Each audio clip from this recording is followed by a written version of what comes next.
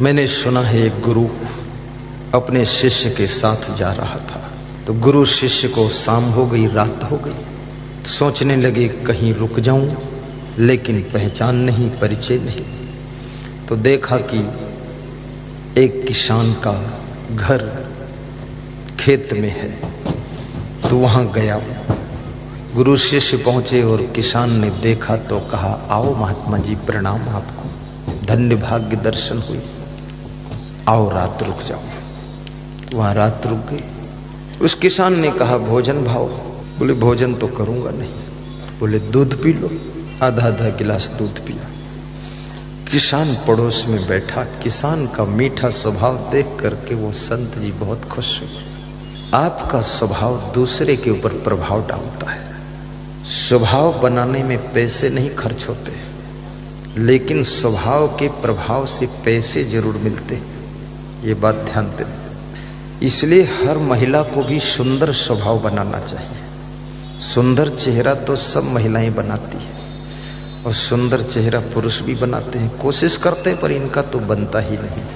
अब क्यों बिगड़ गया अब यही जान सकते हैं, क्योंकि ज्यादा टेंशन होती है इनको, आफा काफा लाफा जाफा ज्यादा रहता है। पर सुंदर स्वभाव की नारी घर की शोभा है।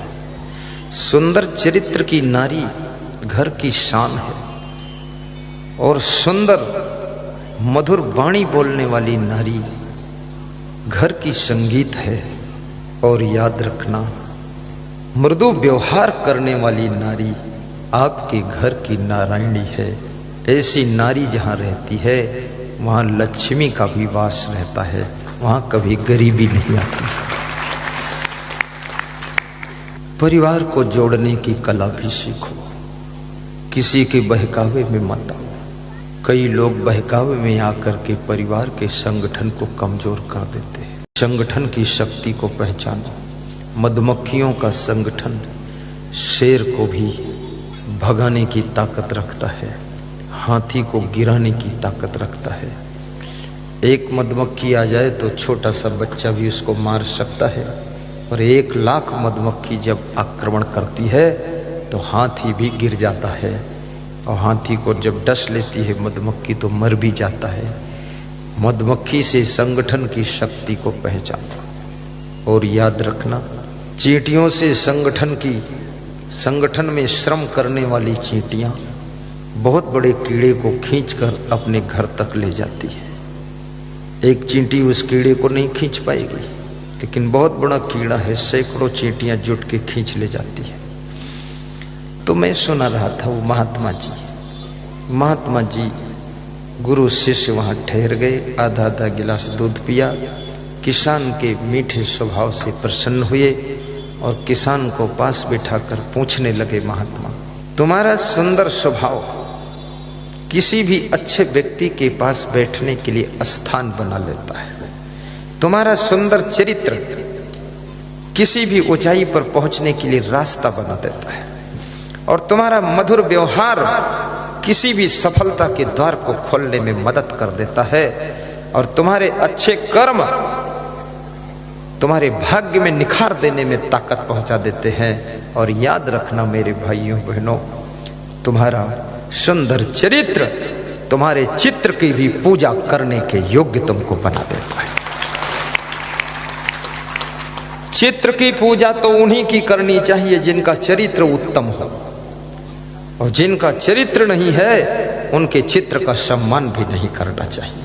फालतू लोगों का चित्र लगाना भी नहीं चाहिए। चित्र उनका लगाओ या तो देश के लिए कुछ कार्य किया है, या तो तुमको जिन्होंने माता पिता ने जन्म दिया है, या जिंदगी जीने के फार्मूला ज्ञान जिन्होंने तुमको सिखाया है, ऐसे महान संत का चित्र लगाइए, दर्शन कीजिए। अन्यथा ये ऐरे गैरे नत्थु खैरे फिल्मी एक्टरों के चित्र मत लगाइए, और गधे घोड़े सांप बिच्छू के चित्र मत लगाइए।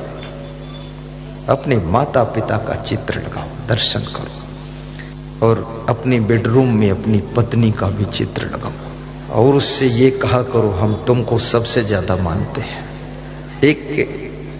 एक आदमी अपनी पत्नी से कह रहा था कि मैं तुमको बहुत मानता हूं, तो उसकी पत्नी ने कहा, ये बताने की क्या जरूरत है, बोले बता इसलिए देता हूँ कि तुम जानती हो कि नहीं जानती हो। तो बता देता हूँ, जान जाओ कि मैं तुमको बहुत मानता हूँ। तो उसकी पत्नी ने पूछा तो ये भी बता दो तुम हमको कितना मानते हो। तो उसने कहा मैं तुमको बहुत मानता हूँ। बोले बहुत नहीं, ये बताओ तुम फिर कितना मानते हो। तो उसने कहा मैं इतना मानता हूँ कि तू मेरी जान है। तो पत्नी खुश हो गई कि मैं इसकी जान हूँ, जब चाहूंगी तो जान खींच दूंगी।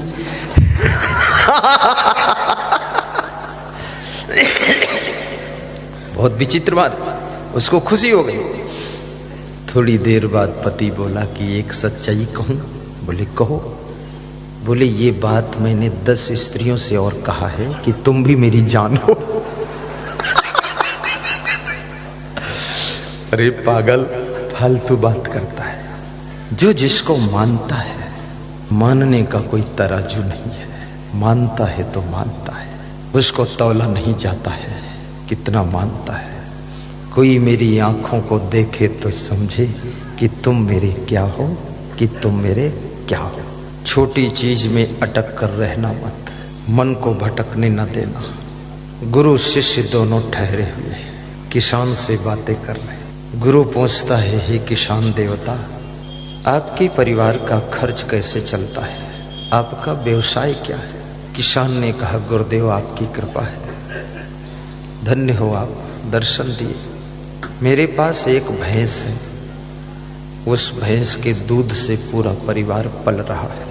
संत ने पूछा ये जमीन किसकी है। बोले 20 एकड़ जमीन है, पर मैं खेती नहीं करता हूँ, ये 20 साल से पड़ी है, एक भैंस से गुजारा चल जाता है। संत ने सोचा कि ये तो बड़ी दुखद बात है। इस परिवार के लिए रास्ते बंद हो चुके। रात में संत सो गया, किसान सो गया, शिष्य सो गया। वो संत 3 और 4 बजे के बीच में जगा, शिष्य को उठाया। बोला शिष्य, इस किसान की भैंस तो चोरी कर ले आज। शिष्य ने कहा गुरुदेव, आज तक आपने सिखाया है चोरी करना पाप है, आज कहते हो चोरी कर लो, ये पाप क्यों करा रहे हो आप।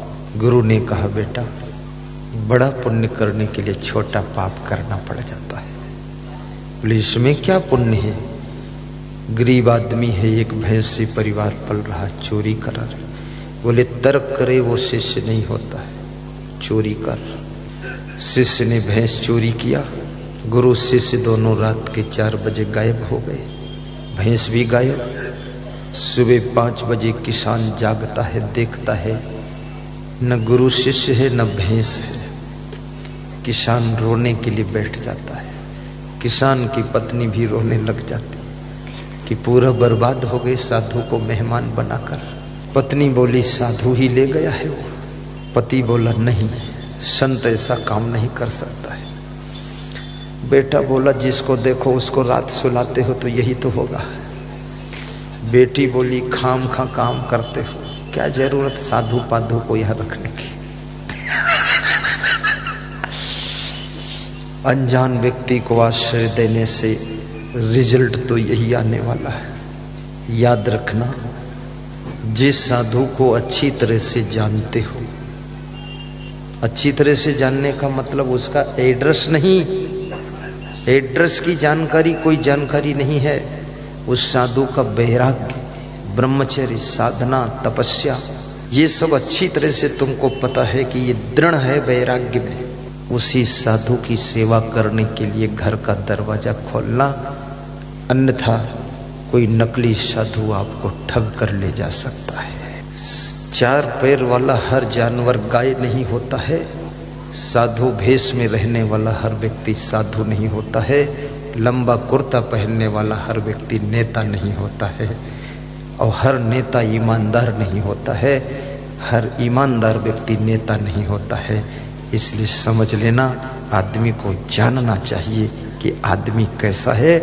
गाय भैंस को पहचानना आसान होता है, चिड़ियों को पहचानना आसान है, सांप को पहचानना आसान है, लेकिन आदमी को पहचानना बहुत कठिन होता है। और जिसको आदमी को पहचानने की कला आ गई, जिसने आदमी को रीडिंग करने की कला सीख लिया, वो आदमी कभी आदमी से फेल नहीं होता है, वो आदमी आदमी के द्वारा ही सफल होता है। इसलिए आदमी को रीडिंग करना सीखो। लल्लो चप्पो की बातों में मत आया करो, खुसुर फुसुर बातें मत किया करो। आदमी को रीडिंग करो, पढ़ो इस आदमी को। वो आदमी भी बहुत विचित्र है, ये रंग बदलता है, ढंग बदलता है। तो किसान 2-3 दिन रोता है, पत्नी भी रोती है, दुख हो गया। अब कहाँ तक रोए, फिर रोना बंद कर दिया। पत्नी ने कहा अब रोने धोने से काम नहीं चलेगा, कुछ काम कीजिए, पैसे कमाइए। पैसा हर व्यक्ति को कमाना चाहिए और पैसे कमाने की योग्यता प्राप्त करना चाहिए और पैसे कमाने की कला भी सीखना चाहिए और पैसे कमाने के गुणों में क्वालिटी होना चाहिए। और पैसा सबको जरूरत है, इसलिए पैसा परमात्मा तो नहीं है, लेकिन परमात्मा से नीचे सेकंड नंबर का ये भी है। पैसे से इस दुनिया के काम चलते हैं और पैसा को संभालना भी सीखना चाहिए। पैसा कमाना भी आसान है और पैसा बचाना भी आसान है, लेकिन पैसे को सही ढंग से संभाल कर खर्च करना बहुत कठिन है। कभी कभी तुम्हारा ही कमाया हुआ पैसा तुमको ही बर्बाद करता है, जुआ और शराब में ढकेल देता है और तुम जीरो पर चले जाते हो। मैं सुना रहा था, वो किसान 2-3 दिन रोया, फिर जंगल में गया, सूखी लकड़ियां बटोर कर गठरी बांध कर बेचा। 5 दिन तो उससे खर्चा चलाया, लेकिन गृहस्थी का खर्चा नहीं चला तो दुखी हुआ। तो मजदूरी करने गया दूसरे के हाथ, तो भी खर्चा नहीं चला, दुखी हुआ। तो फिर सोचा क्या करूं, तो किराए से ट्रैक्टर ला करके 20 एकड़ जो जमीन थी उसको जुताई करा कर गेहूं बो दिया। और 20 एकड़ में 400 कुंटल गेहूं हुआ। उसकी सब गरीबी मिट गई। 10 भैंस खरीद लिया, मकान बना लिया, कार ले लिया, बाउंड्री खींच दी, फूल पौधे गमले लगा दिए, ठाट बाट हो गए, टायल लग गया, चमक आ गई, खेती शुरू कर दिया और भैंस और गाय भी पालने लगा। 10 साल के बाद वो महात्मा अपने शिष्य से कहता है, चलो उसी किसान के यहाँ एक रात और मेहमान हो ले। शिष्य बोला, गुरुदेव बहुत पिटाई करेगा वो, भैंस चोरी करके लाए थे अपन, बर्बाद कर दिया उसको। गुरु बोला, नहीं बेटा, उसके यहाँ एक बार और चले जाए। वो संत आए, गुरु शिष्य दोनों वहां का नक्शा सब बदला हुआ देखा। मकान चेंज है, झोपड़ी की जगह महल जैसा खड़ा है, फूल पार्क लगे हुए हैं, कार खड़ी हुई है, बड़ी गौशाला और बड़ी भैंसशाला बनी हुई है। किसान को देखा तो लगा है तो यही, पर सीन बदला हुआ नजर आ रहा है। हिम्मत करके अंदर गए और पूछा कि आप मुझे पहचानते? अरे महाराज, आप कृपा हो गई, आइए बैठिए, आप 10 साल पहले आए थे महाराज, विराजो, दूध पिलाता हूँ। दूध पिलाया, कहा महाराज जी आप जिस रात आए और रहे, उस रात कोई मेरी भैंस चोरी कर ले गया था। तो संत ने कहा, अच्छा तुम्हारी भैंस चोरी हो गई थी, तो फिर तुमने क्या किया? बोले 2-4 दिन रोया धोया, फिर लकड़ी बटोर कर जंगल से बेचा, परिवार नहीं चला, मजदूरी किया तो भी खर्चा नहीं चला, दुखी हुआ, फिर 20 एकड़ जमीन जुताई करवाई, गेहूं बोया, 400 कुंटल गेहूं हुआ, तो सब मकान भी बन गया, 10-20 भैंस भी ले आया हूँ, कार भी आ गई है और बहुत सुंदर पार्क लान बनाया हूँ, कृपा होगी महाराज आपकी, शायद आप ही आशीर्वाद देकर गए होंगे। तो संत ने हंसते हंसते अपना कमंडल खोला और कमंडल से 20,000 रुपये निकाले और कहा, ये भैंस की कीमत आपको वापस लौटा रहा हूं। भैंस कोई और चोरी नहीं करके ले गया था, आपकी भैंस मैं ही चोरी करके ले गया। किसान आश्चर्य में डूब गया, इतना बड़ा संत और भैंस चोरी किया है। संत ने कहा कि मैंने भैंस इसलिए चोरी किया था कि तुम भैंस में अटके हुए थे, और जब भैंस मैंने चोरी कर लिया तब तुम्हारा दिमाग काम करने लगा कि अब क्या करूं। तब तुमने खेती शुरू किया। आज तुम करोड़पति बन गए हो। याद रखना, मैंने इसीलिए भैंस चुराई थी, तुमको करोड़पति बनाने के लिए भैंस चुराई थी। मुझे भैंस नहीं चाहिए, मुझे तो आपका विकास चाहिए। इसलिए मैं निवेदन करूंगा, किन्हीं छोटे छोटे कार्यों में अटक कर मत रुक जाना। तुम बहुत बड़े बड़े कार्य को करने के लिए जन्म लिए हो। परिवार में प्रेम, क्षमता, सहानुभूति से रहना। आत्मा और परमात्मा धन्य हो, परिवार और समाज। प्रेम ही एक ऐसी डोरी है जो परिवार के सदस्यों को बांध कर रखता है। सहनशीलता एक ऐसा तप है